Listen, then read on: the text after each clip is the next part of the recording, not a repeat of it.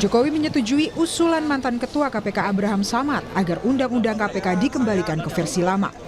Jokowi juga mengklaim revisi Undang-Undang KPK saat dirinya memimpin merupakan inisiatif dari DPR.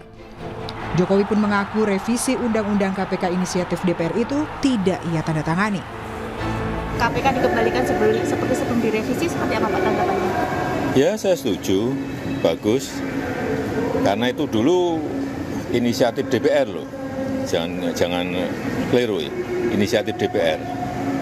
Tanggapannya bahwa itu di revisi waktu kepemerintahannya Pak Jokowi itu seperti apa?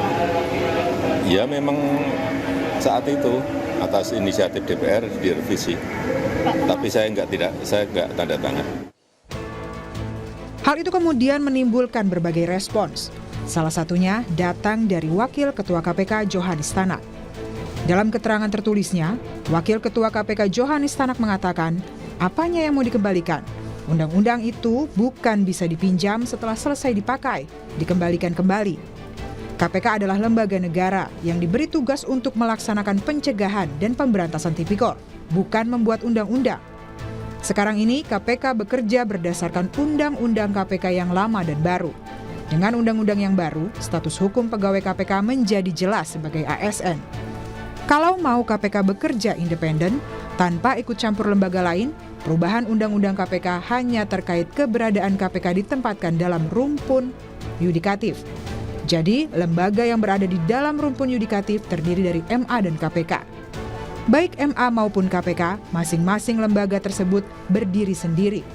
MA berdiri sendiri dalam rumpun yudikatif, begitu juga KPK berdiri sendiri dalam rumpun yudikatif.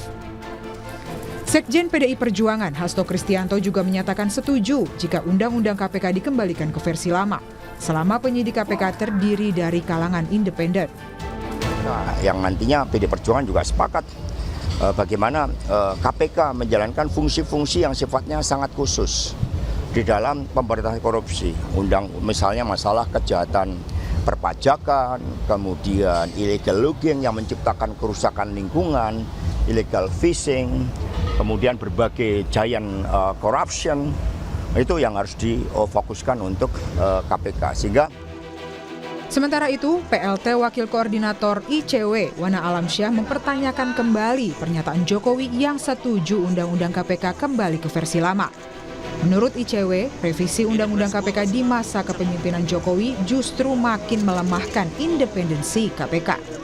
Sehingga, jika Undang-Undang KPK akan direvisi kembali, poin penting yang harus dikembalikan adalah independensi dalam tubuh KPK. Pertama tentu mengembalikan lagi independensi KPK seperti sebelumnya, sesuai dengan mandat United Nations Convention Against Corruption, begitu. Lalu kemudian yang kedua adalah memilih pimpinan KPK yang diduga atau yang tidak memiliki konflik kepentingan. Kalau kita lihat sekarang komposisi di pimpinan KPK cukup banyak dari penegak hukum, kepolisian dan kejaksaan. Problemnya adalah ketika ada kasus-kasus korupsi yang patut diduga melibatkan lembaga penegak hukum, kami mengkhawatirkan ada konflik kepentingan dalam penanganan kasus. Pada 2019 lalu, DPR dan perwakilan pemerintah sepakat untuk merevisi Undang-Undang KPK. Kini 7 tahun berselang, wacana kembali menggunakan Undang-Undang KPK yang lama kembali mencuat. Seperti yang disampaikan mantan Ketua KPK Abraham Samad dalam pertemuannya dengan Presiden Prabowo beberapa waktu lalu. Tim Liputan, Kompas TV.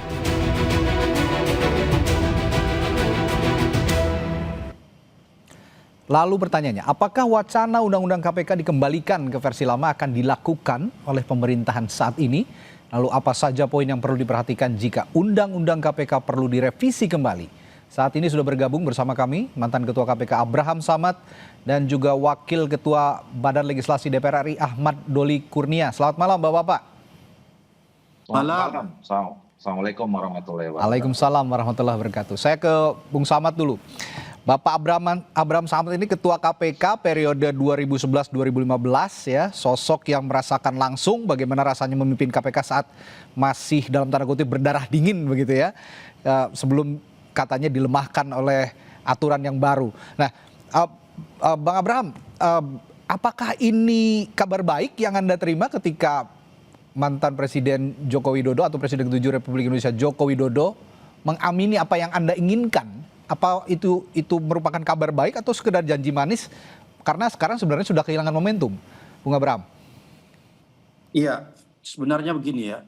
Saya ingin katakan begini bahwa ketika Undang-Undang KPK direvisi tahun 2019, itu berarti kita sudah mengingkari United Nations Convention Against Corruption yang kita sudah ratifikasi. Ya, padahal sesungguhnya ketika sebuah konvensi internasional diratifikasi, maka kita harus tunduk dan patuh mengikuti aturan-aturan yang sudah disepakati bersama. Salah satu aturan di dalam United Nations Convention Against Corruption itu menyatakan bahwa lembaga anti korupsi yang ada di dunia seharusnya dia sifatnya independen, kelembagaannya sifatnya independen ya. Jadi dia tidak boleh berada di bawah eksekutif, yudikatif dan legislatif.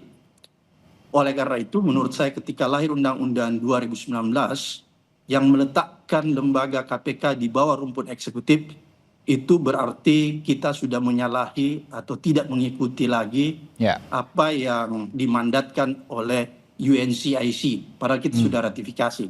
Kira-kira seperti itu. Oleh karena itu menurut saya, yang dulu, walaupun sebenarnya di dalam undang-undang yang baru KPK dijelaskan di salah satu pasalnya bahwa mengenai tupoksi ya, tugas penegakan hukumnya itu tetap independen. Tapi kalau kita merujuk di UNCIC, tunggu. Ya. Kalau kita merujuk di UNCIC supaya lengkap nih ya. Kalau silakan Bung. Sampaikan sepotong-sepotong nanti masyarakat tidak teredukasi. Oleh karena itu kalau kita walaupun dalam tugas tupoksinya kita menyatakan dia independen, tapi kalau kelembagaannya itu sifatnya tidak independen, dia berada di bawah salah satu rumpun. Dalam hal ini rumpun eksekutif, itu menjadi masalah. Kenapa menurut saya menjadi masalah? Kita bisa lihat ya, ketika lembaga itu diletakkan di bawah rumpun eksekutif, maka aturan turunannya ketika itu mensyaratkan seluruh pegawai KPK itu haruslah menjadi ASN, aparatur sipil negara.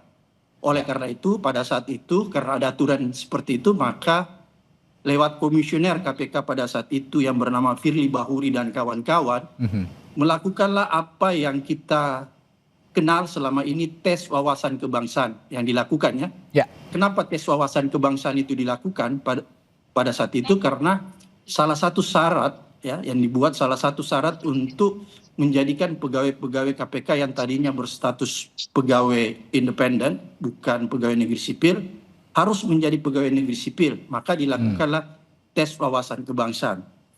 Tapi yang menjadi ironis kalau kita lihat, tes wawasan kebangsaan yang dilakukan Firly dan kawan-kawan itu adalah tes wawasan kebangsaan yang sifatnya abal-abal. Kenapa saya katakan sifatnya abal-abal? Setelah melihat pertanyaan-pertanyaan di dalam tes wawasan kebangsaan itu sama sekali tidak mencoba menggali tentang wawasan kebangsaan seseorang atau tentang nasionalisme seseorang. Tapi justru banyak pertanyaan-pertanyaan yang rada-rada aneh, yang lebih kepada menggali tentang pribadi-pribadi seseorang. Sehingga saya melihat tes itu sebenarnya hanya dilakukan untuk menyingkirkan orang-orang yang selama ini punya integritas di KPK.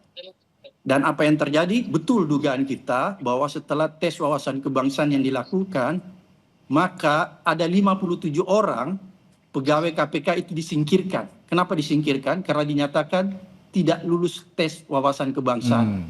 Padahal saya paham betul ke 57 orang itu adalah orang-orang yang berprestasi waktu saya masih duduk menjadi pimpinan KPK, dan orang-orang yang punya wawasan kebangsaan yang luar biasa. Salah satu contohnya misalnya ya, saya kasih contoh, bahwa di antara 57 orang itu ada sebagian besar dari Polri. Bahkan mereka adalah lulusan Akpol, ada lulusan terbaik dan lain sebagainya, misalnya Novel dan lain sebagainya, ada beberapa orang. Bayangkan saja ketika mereka masuk di Akpol, itu kan tes serupa yang menyangkut tes wawasan kebangsaan, tes nasionalisme, itu sudah dilakukan, psikotes dan lain sebagainya, dan mereka dinyatakan lulus.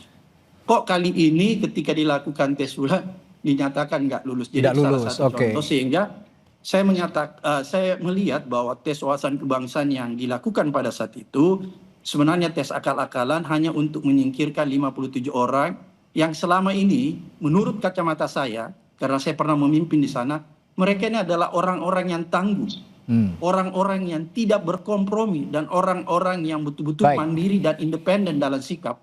Baik. Kira-kira seperti Oke, itu. baik. Oleh karena itulah kemarin pada saat saya berjumpa dengan Presiden Prabowo, saya menyampaikan hal ini, bahwa kalau kita ingin mengembalikan marwah kelembagaan KPK, maka kita harus kembali ke undang-undang lama. Baik. Karena salah satu yang memperburuk IPK kita, indeks persepsi korupsi kita ini kan terjun bebas. Betul. Dari 37 menjadi 34. Itu salah satu bukti bahwa ada masalah sebenarnya. Oleh karena itu, kalau kita ingin mengembalikan pemberantasan korupsi seperti dulu, ya, punya semangat dan punya hasil, bisa memperbaiki indeks persepsi korupsi kita, salah satunya memperbaiki kelembagaan KPK. Salah satunya, bukan satu-satunya. Kira-kira seperti itu. Oke, nah salah satu indikator yang Anda sebutkan tadi juga akan dibicarakan tentu saja nanti di DPR.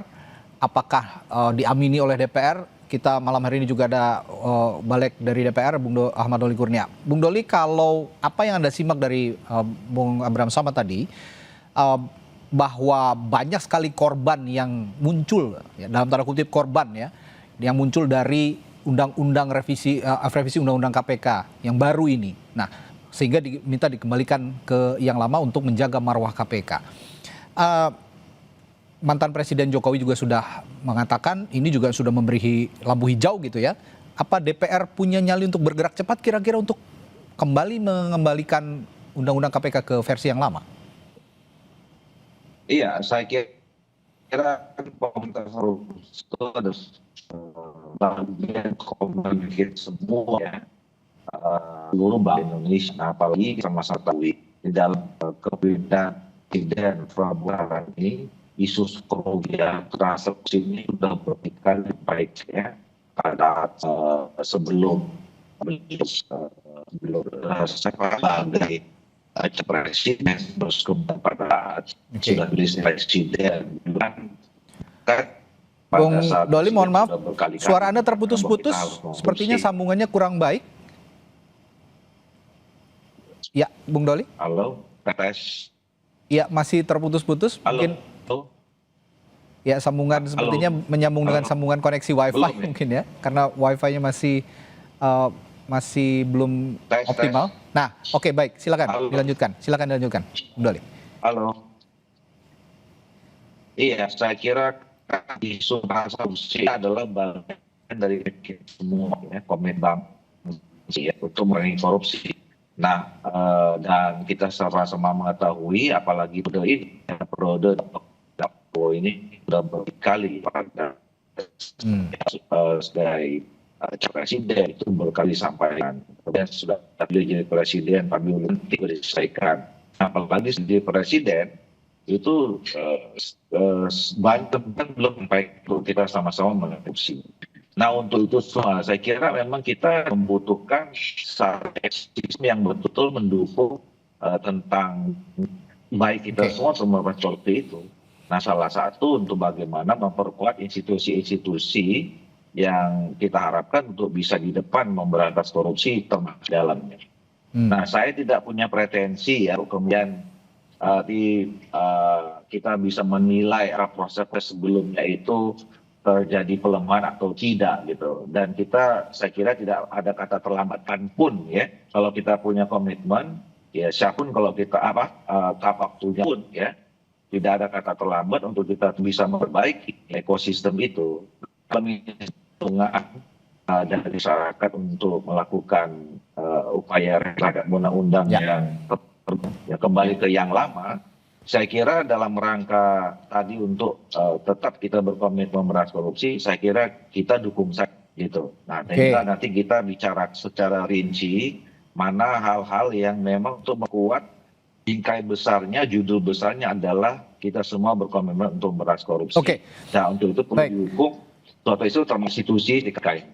Ya, Bung Doli, ini beberapa pihak, mungkin termasuk Bung Abraham Samad, menganggap bahwa DPR juga dalam tanda kutip ya punya dosa untuk merevisi Undang-Undang KPK yang dianggap publik juga akhirnya melemahkan institusi KPK.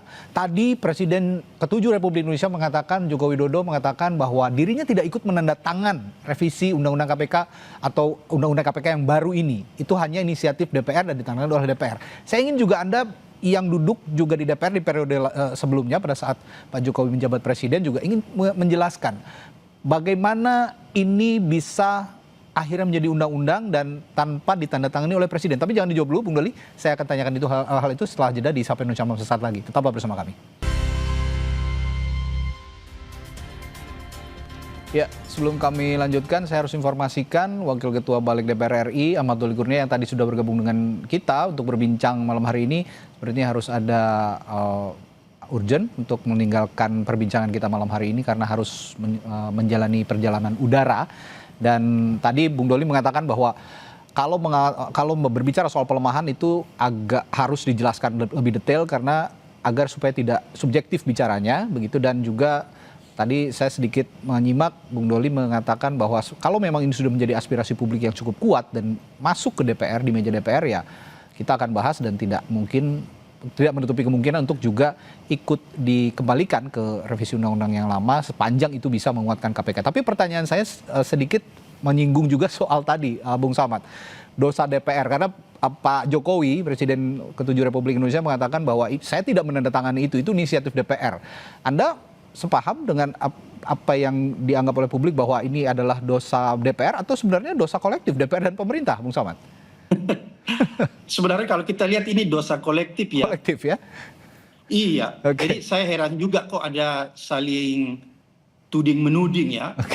Ya, padahal menurut saya ini dosa kolektif, nggak mungkin lah cuman sekedar DPR kan. Kalau misalnya tidak ada sinyal dari pemerintah pada saat itu untuk melakukan revisi.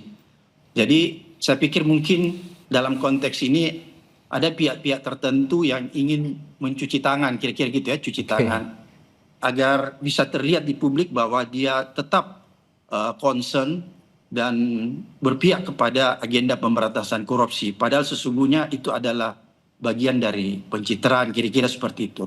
Oleh karena itu sebenarnya kalau kita mau jujur ya, ketika undang-undang KPK itu menjadi bermasalah, maka seharusnya memang pada saat ini yang paling terpenting ada kemauan yang kuat dari DPR dan pemerintah untuk segera mengembalikan.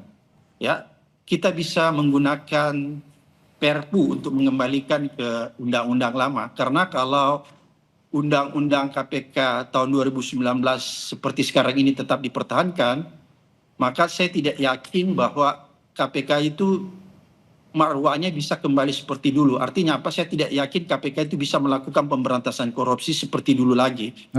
Dan ini menjadi salah satu faktor menurunnya indeks persepsi korupsi kita. Ya, walaupun sebenarnya kalau kita lihat penegak hukum yang melakukan pengusutan terhadap kasus korupsi kan bukan cuma KPK, ada polisi, ada kejaksaan. Tapi boleh dikatakan bahwa setelah undang-undang itu direvisi dan KPK menjadi lemah, kan kita bisa lihat sekarang KPK nggak berdaya. Misalnya melakukan OTT yang menurut saya itu klasteria. Ya, kenapa receh begitu ya? Ya, receh gitu ya, dibandingkan misalnya dengan kejaksaan ya. Kemudian timbul pertanyaan, kenapa KPK bisa sampai setidak berdaya itu? Ya, kalau menurut saya karena undang-undangnya sudah direvisi sehingga sifat independensinya, kemudian kewenangan-kewenangannya sudah dipreteli atau diamputasi. Banyak sekali kewenangan-kewenangan di dalam undang-undang KPK tahun 2019 itu yang sudah diamputasi sedemikian rupa sehingga dia tidak berdaya lagi. Jadi saya lihat dia semacam singa atau harimau yang sudah ompong, kira-kira seperti itu. Bung Samad, saya juga tertarik dengan apa yang dikatakan Bung Doli. Ini juga untuk menjaga objektivitas berpikir kita semua, publik, terutama soal diksi pelemahan KPK yang diutarakan oleh Anda tadi juga. Sebenarnya untuk diksi pelemahan, indikasi-indikasi yang Anda tonjolkan tadi itu sudah cukup jelas, seperti misalnya tadi ada 57 pegawai KPK yang tidak dilanjutkan gitu ya, padahal mereka ini yang tangguh, yang punya integritas, lalu juga ada indeks persepsi korupsi yang terus turun, belum lagi tingkat kepuasan publik terhadap kinerja KPK yang biasanya trennya di atas 80%, ini terus turun di bawah 75% hingga detik ini di berbagai hasil survei. Nah, bagaimana Anda juga meyakinkan publik bahwa indikator-indikator itu merupakan kejelasan yang paling bisa dilihat oleh mata telanjang bahwa ini adalah pelemahan KPK?